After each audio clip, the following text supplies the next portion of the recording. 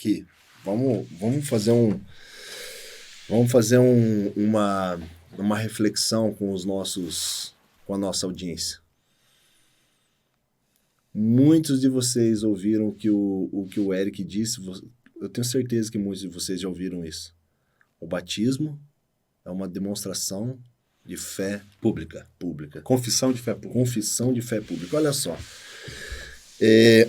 Eu estava meditando ontem, cara, em Atos dos Apóstolos, e acho que é o capítulo 8, onde Filipe é levado até um eunuco da rainha Candace lá, e ele tá lendo o profeta Isaías. Cara, aquele negócio me tocou tão profundo.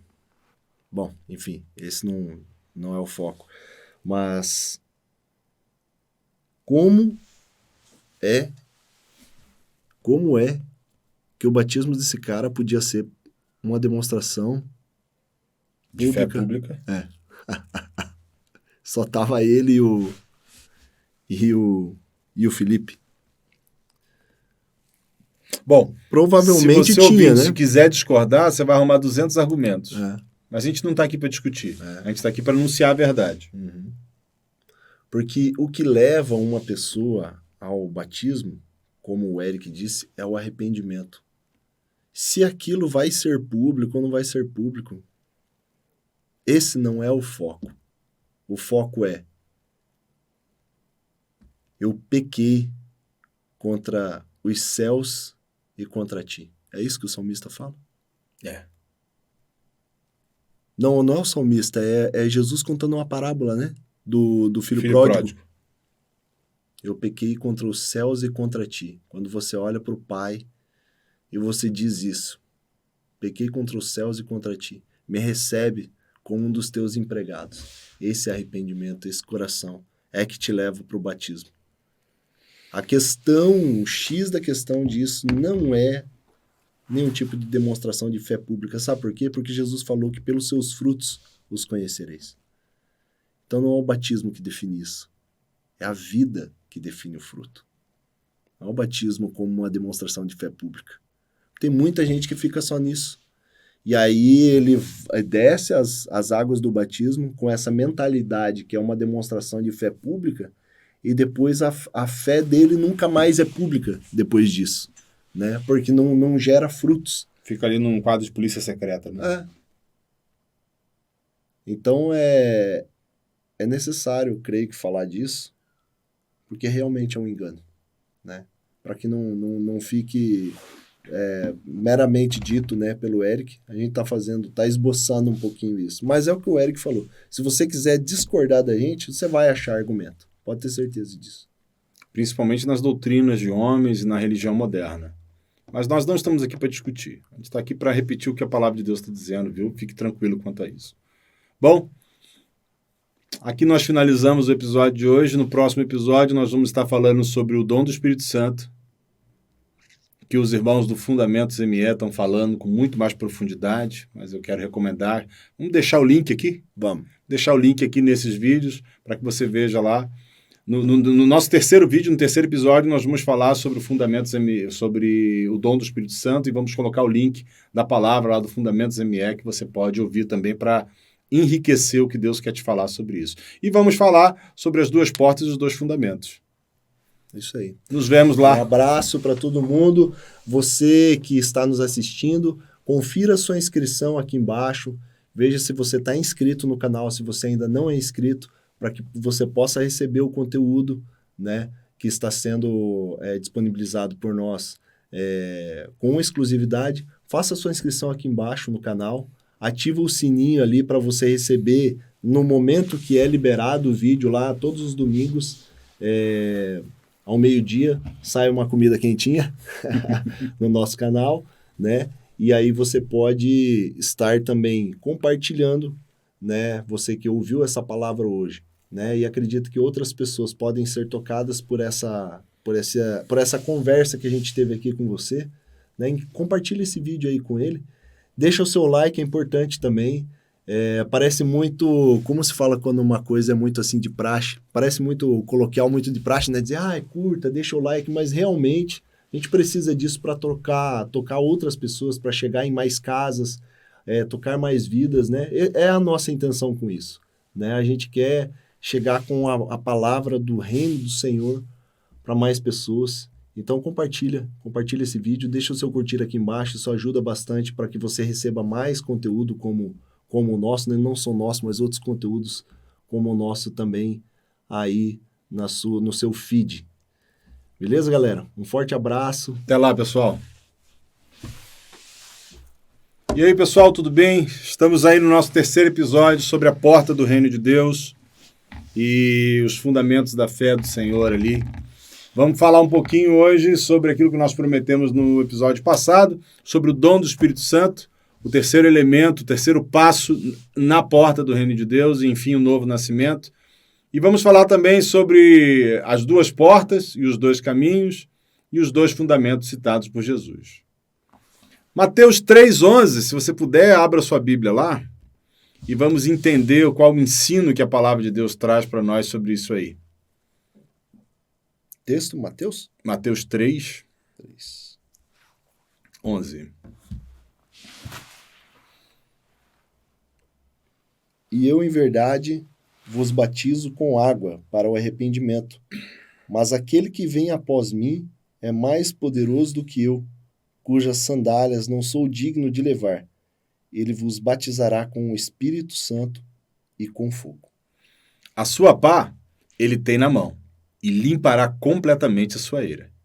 Recolherá o seu trigo no celeiro, mas queimará a palha em fogo inextinguível. Aqui João está dando testemunho de Cristo Jesus, Betão. E ele fala da função de um batismo dado por Cristo Jesus. E ele define esse batismo de duas formas. Com o Espírito Santo, em letras maiúsculas, e com fogo. O Espírito Santo, manos, não é simplesmente a terceira pessoa da Trindade. Isso é reduzir o conceito bíblico do Deus triuno. Ele não é um terceiro ente mais ciumento, mais sensível. Ele é Deus, né? O Espírito Santo é Deus. O Espírito Santo é Cristo Jesus entre nós. É o Deus que vencia batalhas, que abria mar vermelho, é o Deus que foi crucificado, é o Deus que desceu ao inferno e destruiu as hordas de Satanás e tomou a chave da vida e da morte. O Espírito Santo é esse Deus entre nós. E João diz que o Senhor Jesus nos batizaria com esse Espírito Santo. Nós seríamos, assim como fomos pelo batismo de arrependimento colocados dentro de Cristo Jesus, por Jesus nós seríamos colocados agora dentro do Espírito Santo. Ele nos revestiria de poder, a fim de sermos testemunhas, como dizem Atos. Ficar em Jerusalém até que do alto sejais revestidos de poder. E sereis minhas testemunhas. O que é ser testemunha? Eu já ouvi muita gente falar que ser testemunha é você anunciar o evangelho. Mas ser testemunha é muito além de falar. A testemunha fiel, a testemunha confiável, é aquela que fala do que viu, ouviu e experimentou. O poder que nos foi dado no Espírito Santo é para ver, ouvir e experimentar Cristo Jesus, através de sua palavra, através da comunhão dos santos, através de uma vida como a vida dele. Eu não vou entrar no mérito aqui do que doutrinariamente é o batismo no Espírito Santo, eu não vou defender cessacionistas ou não cessacionistas, eu não estou aqui defendendo calvinistas e arminianos, nenhuma dessas coisas. Nenhuma corrente teológica. Eu estou citando para você, as Escrituras. A promessa de João Batista acerca de Jesus, registrado na palavra, é que ele nos batizaria, ele nos colocaria, nos revestiria do seu Espírito Santo. E nós seríamos testemunhas. É lógico que a mesma palavra de Deus, que foi ontem, que é hoje, que vai ser eternamente e que nunca passará, diz que nós manifestaríamos dons, presentes, dádivas dadas por esse Espírito Santo. E nós cremos nisso. Mas eu não vou entrar nesse mérito agora do que é isso, tá? O dom do Espírito Santo é algo que você recebe logo após aquele momento do batismo de arrependimento, para que você seja testemunha. Você recebe poder da parte de Deus para ver aquilo que você não via. Por exemplo, eu já ouvi diversos testemunhos de pessoas que, ao serem batizados com o Espírito Santo, começam a entender as Escrituras como nunca antes tinham entendido. Tudo antes resumia a um conhecimento intelectual, a uma análise religiosa. De repente, aquilo se torna essência, prática de vida. Muitos testemunhos você deve ter ouvido também de pessoas que foram batizadas, experimentaram o Espírito Santo e aí alguém diz assim, e aí, como é que ele está? Rapaz, é outra pessoa. Não é o mesmo ser humano. Perdão. Alguma coisa mudou. Por um outro lado, você vê diversas pessoas que foram relaxados, displicentes na busca a esse batismo com o Espírito Santo e com o fogo. E eles continuam naquela vida de esforço, de tentativa e erro, de melhorar comportamento e não experimentam o poder do Evangelho. Por que será que João cita batismo com o Espírito Santo e com fogo? Já parou para pensar nisso? Qual é a função do fogo? O que o fogo faz? Purifica, né? Ele purifica, ele consome. A pessoa mora no ermo, numa fazenda lá, aí ele faz uma roçada e ele fica com uma montanha do tamanho de uma casa de pau. Ele não vai botar em sacolinha e levar para o lixeiro carregar. Vai meter fogo. Ele vai meter fogo. E aquela montanha de pedaço de pau se torna pó, cinza. Essa também é a função do Espírito Santo no coração do discípulo. Nos levar a um nível de vida por Jesus, que nós sejamos consumidos por amor a Ele. Consumidos na pregação do Evangelho, consumidos na condução daqueles que têm fome e sede de Deus, consumidos por uma vida cheia do poder de Deus. Essa é a função do batismo com o Espírito Santo. E nós queremos aqui encorajar você que ainda não experimentou isso, a buscar isso do Senhor. Eric, como eu devo buscar isso? Eu vou ler para você Mateus 7 agora.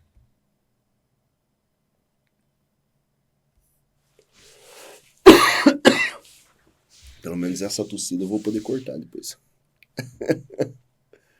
Eu espero que você não se incomode com as nossas leituras bíblicas, porque a gente não está preocupado em te dar opinião de nada. A gente quer te dar aquilo que Jesus disse, ok? Como deve ser buscado o Espírito Santo? Aliás, em Mateus não, vamos abrir em Lucas 11. Eu acho que o texto de Lucas 11 traz uma noção mais profunda. Leia também Mateus 7 depois. Mas agora nós vamos ver Lucas 11. Lucas 11, do 9 a 13. Olha o que diz lá. Por isso vos digo, pedi e dar-se-vos-á. Buscai e achareis. Batei e abrir-se-vos-á. Pois todo o que pede recebe, o que busca encontra. A quem bate, abrir-se-lhe-á. Manos, há muitos anos esse texto vem sendo usado te ensinando a importunar Deus para obrigar ele a fazer a sua vontade, geralmente para adquirir coisas materiais. Mas olha o que esse texto fala. Qual dentre vós é o pai que, se o filho pedir pão, lhe dará uma pedra? Ou se lhe pedir um peixe, lhe dará, em lugar de peixe, uma cobra? Ou se lhe pedir um ovo, lhe dará um escorpião? Ora, se vocês que são maus sabem dar boas dádivas aos vossos filhos, quanto mais o Pai Celeste vos dará o Espírito Santo. É aqueles que lhes pedirem. É assim que se busca o batismo no Espírito Santo. Incansavelmente. Permitindo que seu coração entre na angústia do anseio de experimentar esse poder que eu falo. O poder do Espírito Santo acaba com a sua tentativa e erro. Você passa a viver uma vida por fé. A fé que antes parecia ser fraca e distante, agora é fortalecida, te levando a ser consumido pelo poder do Evangelho. O pecado já não é mais uma prática. Ele é uma incidência, acontece no caminho. E para isso nós temos um advogado. Mas jamais o pecado vai ser uma novidade de vida, uma continuidade na vida. A vida que o Espírito Santo, pelo seu poder, vai trazer, o dínamos do Espírito Santo de Deus, a vida que ele vai trazer é uma vida santa e irrepreensível diante de Deus e dos homens, como a palavra afirma. Não existe, amados, Espírito Santo que te faz falar em línguas e não te ensina a ser humilde. Não existe Espírito Santo que te leve a profetizar e que mantém você na prática do pecado. O nome disso é espírito do engano. E para isso há um dos dons do Espírito manifestos, que é o discernimento de espírito. De fato. O Espírito Santo, ele não vai glorificar você, ele vai glorificar Cristo Jesus. Porque o Espírito Santo, ele não admite nenhuma mentira. E toda vez que eu recebo um elogio ou uma admiração como se eu a merecesse, eu estou fomentando uma mentira. Porque quem eu ou você podemos pretender ser diante da verdade? Você sabe quem você é na verdade. Eu também sei. Diante da verdade, quem a gente pode pretender ser? Então, como pode eu aceitar admirações, elogios? Com esse coração enganoso que a gente tem, né? A menos que eu esteja associado à mentira. E onde há mentira, impureza, sujeira, não se engane. O Espírito Santo não se envolve. O Espírito Santo vem exatamente para convencer o homem da justiça de Deus, do pecado no homem e do juízo. Hoje eu estava conversando com o Danilo. Danilo e Gladson não estão hoje aqui por demandas pessoais dele com a obra do Senhor. Eles estão pregando o evangelho para as pessoas. E o Danilo estava contando acerca de uma determinada pessoa que está incomodada, porque durante um tempo, enquanto ela ouviu a pregação, ela teve diversas experiências com Deus. Mas, de repente, essas experiências pararam. E aí eu falei com ele, rapaz, é assim mesmo que Deus faz. Deus, através do seu Espírito, começa a nos conscientizar do pecado e do erro. Mas tem um momento que ele para de falar. Não sei nem se ele para de falar, mas com certeza eu paro de ouvir. Porque o coração se embrutece, se endurece e fica insensível para ser levado ao arrependimento. Não tem como haver habitação do Espírito e pecado ao mesmo tempo, queridos. Isso é engano de Satanás. Se há, é engano de Satanás.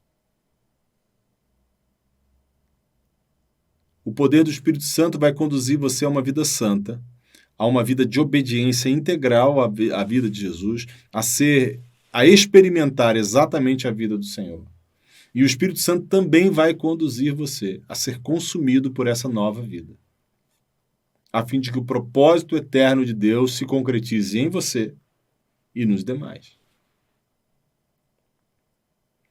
O novo nascimento em efetivo, a nova criatura, você só vai ver e experimentar após a passagem por toda a porta do reino.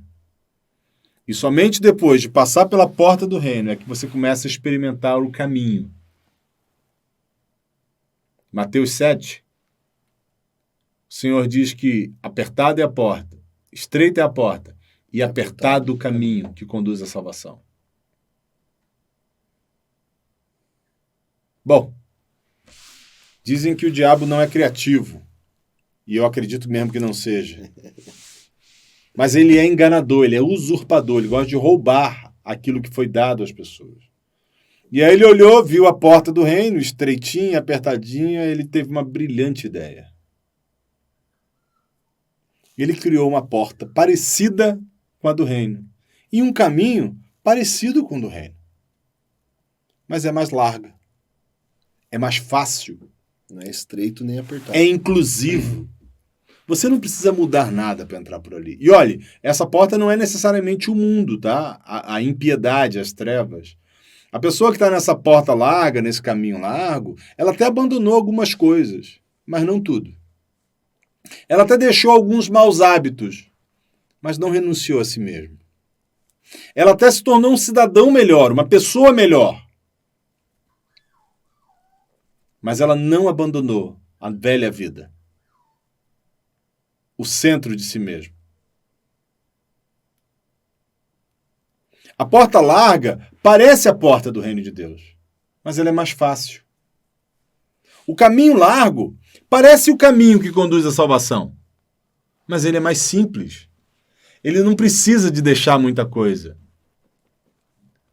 Na porta estreita, você chega exatamente como você está.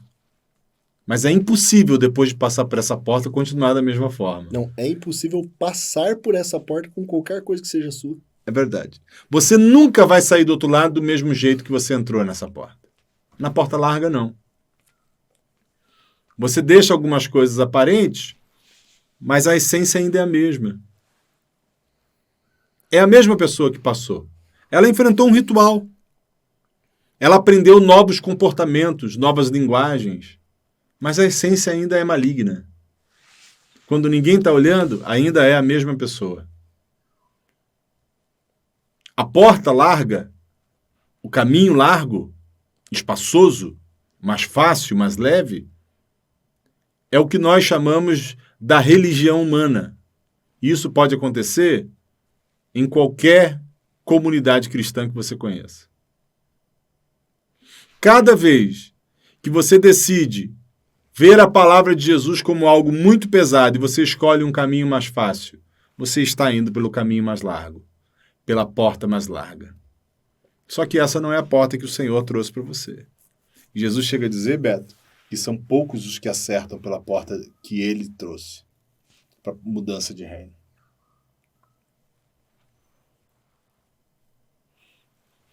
Você falando essas coisas, eu vim dar uma procurada aqui, ver se eu achava onde que eu tinha sublinhado um versículo perfeito com isso daí que você falou, que é aquele não toques nisso, não pegues naquilo.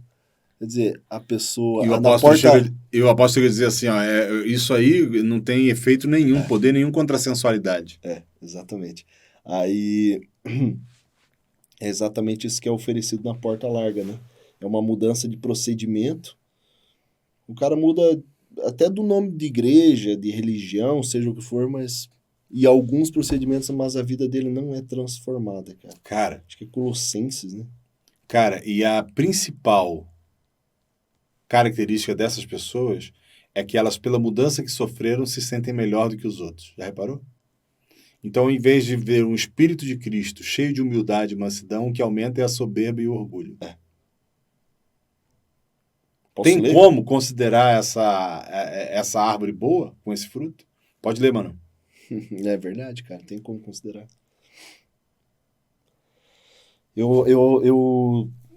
Eu lembrei disso porque esses dias até anotei um negócio aqui, depois vou ler a minha anotação. O texto diz assim, ó. Se, pois, estáis mortos em Cristo quanto aos rudimentos do mundo, por que carregam ainda ordenanças como se vivesseis no mundo tais como não toques, não proves, não manuseis, as quais coisas todas perecem pelo uso, segundo os preceitos e doutrinas dos homens, as quais têm, na verdade, alguma aparência de sabedoria, em devoção voluntária, humildade, disciplina do corpo, mas não são de valor algum senão para a satisfação da carne. Ou seja, elas fortalecem a sensualidade humana ao invés de livrar o homem da prática de uma vida pelos seus sentidos. Sabe o que eu anotei aqui? Eu fiz uma anotação, né, no versículo. Eu anotei assim, não fazer, não refreia os desejos da carne. É necessário morrer, entregar o governo a quem pertence. Amém. Não fazer, não refreia os desejos da carne. Sabe o que você precisa morrer. Não é possível, irmãos, amados, alguém que experimentou o Espírito Santo ainda viver na prática do pecado. E eu estou falando essas coisas para alertar você de que os frutos dizem qual é a árvore. Por fim, nós queremos falar para vocês sobre os dois fundamentos. Em Mateus 7, versículo 24, Jesus define qual é o fundamento da fé cristã. Ele estava acabando um sermão que é chamado aí pelos cristãos de Sermão da Montanha, e que, na verdade, é a primeira vez que o Senhor senta e instrui os discípulos formalmente. E ele diz, todo aquele, pois, que ouve estas minhas palavras, se referindo a Mateus 5, 6 e 7, todo aquele que ouve estas minhas palavras e as pratica, será comparado a um homem prudente. Então o Senhor ensina que quem ouve essas palavras e as pratica, ele compara com um homem prudente que edificou uma casa em cima da rocha. E aí, caiu chuva, transbordou o rio, soprou o vento, as aflições aí. E deram com ímpeto contra aquela casa, que não caiu, porque havia sido edificado sobre a rocha. Todo aquele que ouve estas minhas palavras e não as pratica, eu comparo a um homem insensato que edificou sua casa em cima da areia. Caiu a chuva, transbordaram os rios, sopraram os ventos e deram com ímpeto contra aquela casa. As mesmas tribulações e angústias. E ela desabou, sendo grande a sua ruína. O fundamento, amados, é onde nós lançamos a construção. E cavar uma vala profunda é necessário para que eu ache o fundamento firme onde se deve lançar a construção. O que é mais fácil, construir na rocha ou construir na areia? O que é mais fácil cavar um buraco? Mais fácil na areia, né? Mas qual caso está dá mais menos firme? Serviço. Dá muito trabalho, dá muita aflição, dá muita angústia. Você precisa entender que se você não cavar uma profunda vala até encontrar um chão firme, você não vai estar fundamentado. E, segundo Jesus, isso implica em você ouvir e praticar. Filosofar não é suficiente. Conhecer e falar não é suficiente. A única coisa suficiente para sua casa estar sobre a rocha é se você ouvir e praticar o reino de Deus. Muitos esmorecem no meio do caminho, porque quando você começa a arrancar os entulhos e a terra fofa, você começa a descobrir um monte de coisa ruim que você não gostaria de olhar. E aí, é muito mais fácil eu abandonar o processo do que eu voltar nas pessoas que eu feri e pedir perdão.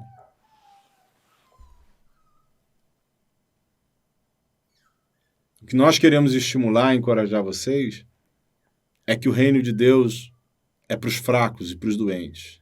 Não é para quem é forte e são.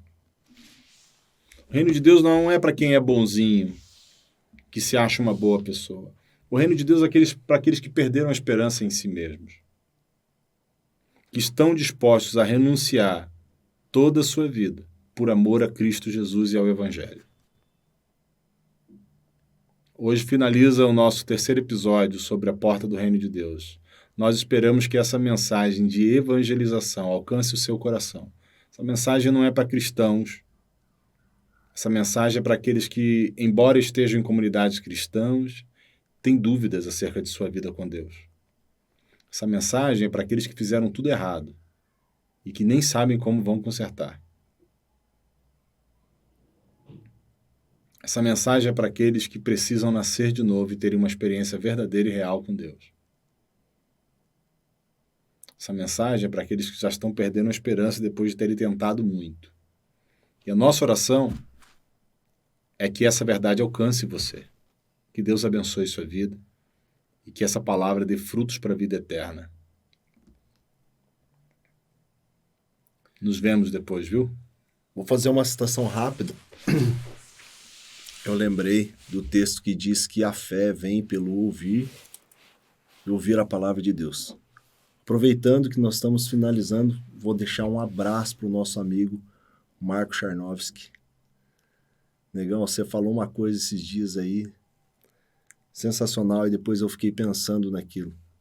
E sabe, Eric, eu entendi que a fé vem pelo dar ouvidos à palavra do Senhor. Não é simplesmente ouvir. Não é só escutar, né? Não é só escutar, senão eu ligaria minha Bíblia em áudio aqui e passaria o dia inteiro ouvindo a Bíblia em áudio e ia ficar cheio de fé. Não é isso. A fé vem por dar ouvidos, por dar crédito, por dar ouvidos à palavra de Deus. É isso que gera fé no seu coração. Então deixa essa palavra que foi ministrada hoje aqui, né? Nessa conversa que a gente teve aqui, que a gente sempre tem, né? Deixa essa palavra entrar no seu coração, dê ouvidos à palavra do Senhor. Ela pode te transformar. Ela pode te tirar desse lugar onde você se encontra nesse momento. Pode ser que, de repente, você esteja vivendo há muito tempo já dentro de uma comunidade cristã de convívio. A gente prefere falar assim do que dizer igreja, né? De repente, você está há muito tempo nessa comunidade cristã de convívio e Jesus Cristo ainda não é o seu Senhor. Você ainda precisa dele para te salvar das suas encrencas, né? Salvar você das confusão. E aí você continua perdido. Como o Eric disse, talvez sem saber o que fazer. Doente, enfermo, triste, depressivo. Mas dentro de uma comunidade cristã de convívio. Então essa palavra, como o nosso mestre, né, pregou, assim nós estamos dizendo hoje também que essa palavra é para os doentes e fracos. Mas tem esperança para você, tem tempo. Então dê ouvidos à palavra do Senhor. Aleluia. Amém. Deus abençoe. Nos vemos aí.